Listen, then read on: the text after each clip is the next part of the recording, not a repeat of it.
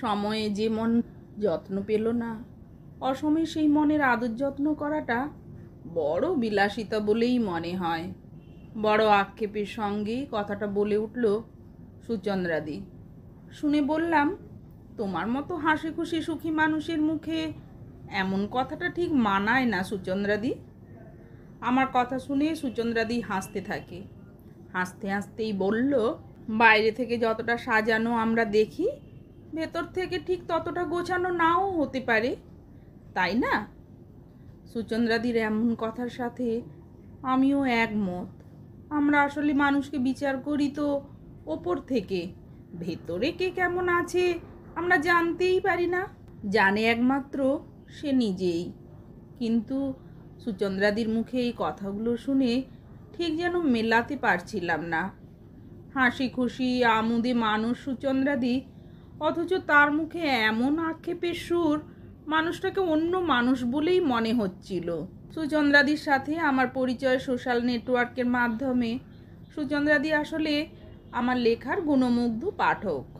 কিছু মানুষ আছে দেখবেন, যাদের আপন করার ক্ষমতা অনেক বেশি, ভালোবাসা দিয়ে মানুষকে একদম নিজের করে ফেলে। সুচন্দ্রাদির কাছে আমি তার আদরের ভাই। সেদিন সুচন্দ্রাদির বাড়িতে দোতলার ব্যালকনিতে বসে চা খেতে খেতে গল্প জমিয়েছি। দেখলাম হঠাৎ করেই একটা কম বয়সী মেয়ে বাড়ির গেটের কাছে সুচন্দ্রাদিকে ডাকছে। সুচন্দ্রাদি ব্যালকনি থেকে মুখ বাড়িয়ে বলল, না রে, আজ আর বেরোবো না, আজ আমার ভাই এসেছে, ভাইয়ের সাথেই গল্পে মজেছি।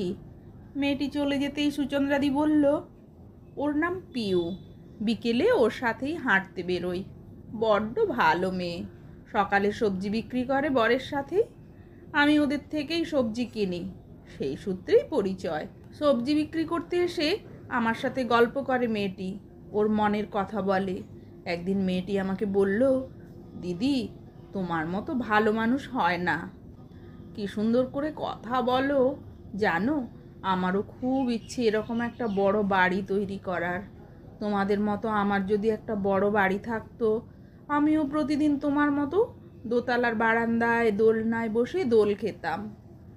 তুমি কত সুখী, তাই না? আমি ওকে বোঝাতে পারি না, আরামের সব উপকরণ থাকলেই সুখী হওয়া যায় না। প্রকৃত সুখ থাকে তো মানুষের মনে, আর তার জন্য চাই একটা সঙ্গী যে এই মনটাকে যত্ন করবে।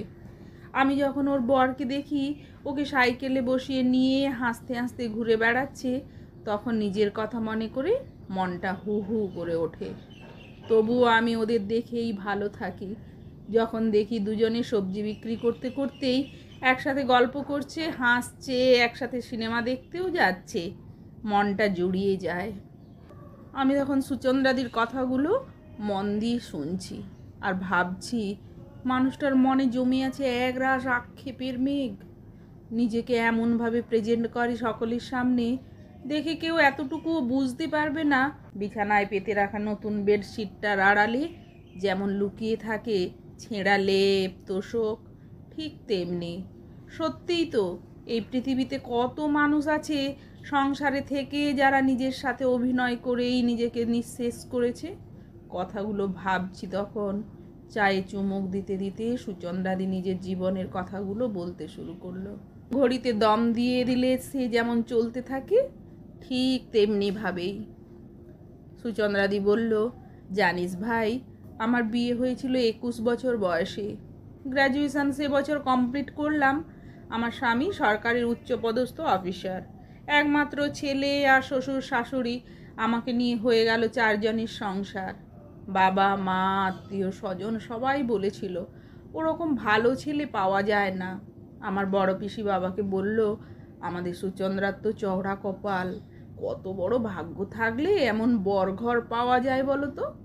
কথাটা ঠিকই, আমার স্বামীর মতো মানুষ সত্যিই হয় না, আচারে ব্যবহারে যাকে বলে ভদ্র।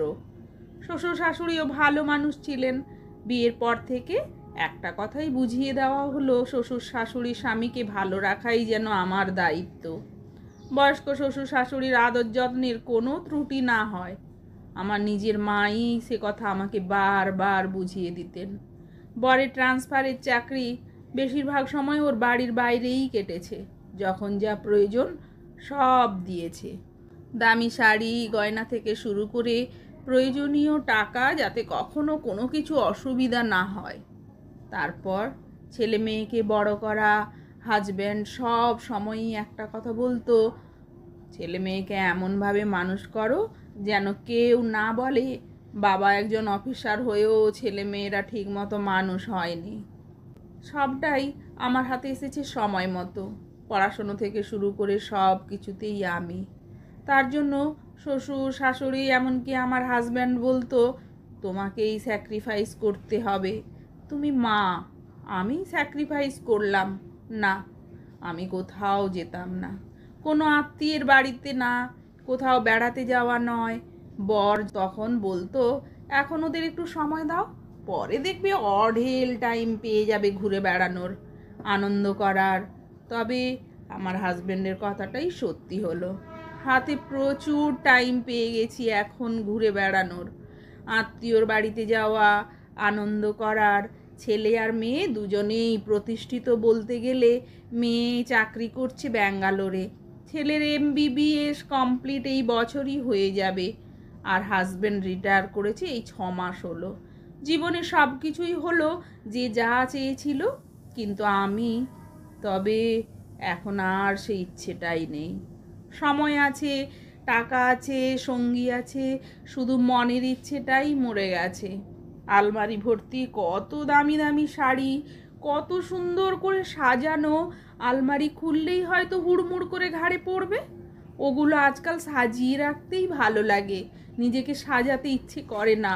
রিটায়ার করার পর থেকেই তোর দাদা বলেছে চলো কোথাও ঘুরে আসি, তখন মনে হয় কি দরকার আর, এই তো বাড়িতেই বেশ আছি।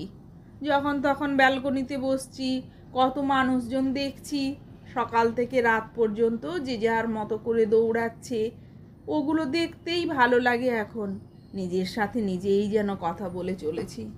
সময়ে যে মন যত্ন পেল না, এখন সে মনের যত্ন করতে গেলে মন আর নিতে পারে না, বড় আদিক্ষেতা লাগে, তাই না?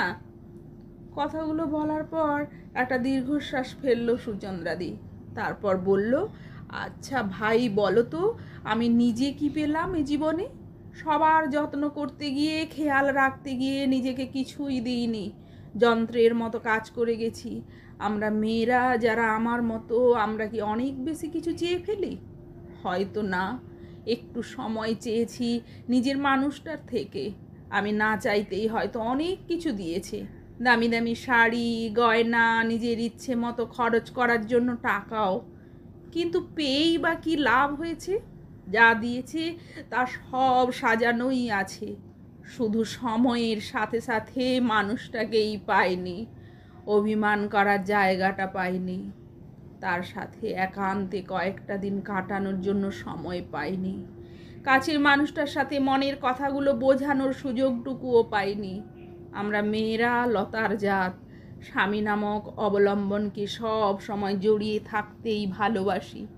সব কিছু পেয়েও স্বামীকে কাছে পেলাম না জীবনের সেরা সময়টাতে। জানিস ভাই, আমি নলেন গুড়ের সন্দেশ খেতে ভালোবাসতাম, ইচ্ছে করলেও তখন খেতে পারিনি। একবার তোর দাদাকে অভিযোগ করেই বলেছিলাম,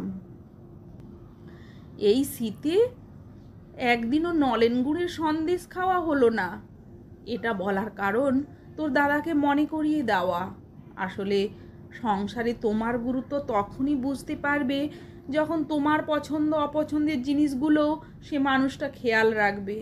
কিন্তু আমার এই অভিযোগের উত্তরে আমি শুনেছিলাম, তোমার হাতেই তো টাকা থাকে, দোকান থেকে কিনে আনতেই পারো, টাকাই কি সব? স্বামীর হাতে ছোঁয়া, তার কি কোনো মূল্য নেই? তারপর থেকে নিজের পছন্দগুলো নিয়ে কখনোই আর ভাবিনি। আবেগী মনটা শক্ত হয়ে গেল। মাটি পুড়ে গেলে আর মাটি থাকে না, তার রং পাল্টে সে তখন শক্ত পাথরের মতো হয়ে যায়। সে কি আর মাটির মতো কোমল হতে পারে? ভিতরে রয়ে গেছে এক আকাশ মন খারাপ করা দুঃখ। দোষ কাউকে দিই না, এটাকে ভাগ্য বলেই মেনে নিয়েছি। চাইলেও আর আগের মতো মনটাকে তৈরি করতে পারবো না। সুচন্দ্রাদির কিছু কিছু কথা বুকে তীরের ফলার মতো এসে বিঁধছিল। সত্যিই তো সবাইকে খুশি করতে গিয়ে, যত্ন করতে গিয়ে নিজেকেই যত্ন করতেই ভুলে গেছে। অনেক মেয়েই আছে যারা সংসারের জন্য নিজেকে ঢেলে বেড়ে দিয়ে নিঃশেষ করে ফেলে। সবাইকে ভালো রাখতে গিয়ে বোধহয় নিজের ভালো থাকা হয় না, তার ভালো থাকার কথা কেউ ভাবেও না।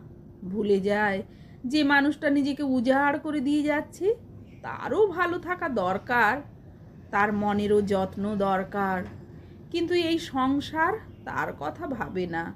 এক সময় সব থেকেও মনের ইচ্ছেগুলোই তখন মরে যায়, তখন সব থেকেও ইচ্ছে হবে না কিছু করার। বাইরে থেকে দেখে মনে হবে কত সুন্দর করে সাজানো সংসার, খোঁজ নিলে দেখা যায় আসলে কিছুই গোছানো নয়, সবটাই লোক দেখানো। একটা মেয়েকে হাসি দিয়ে প্রমাণ করতেই হয়, দেখো আমি কত সুখী।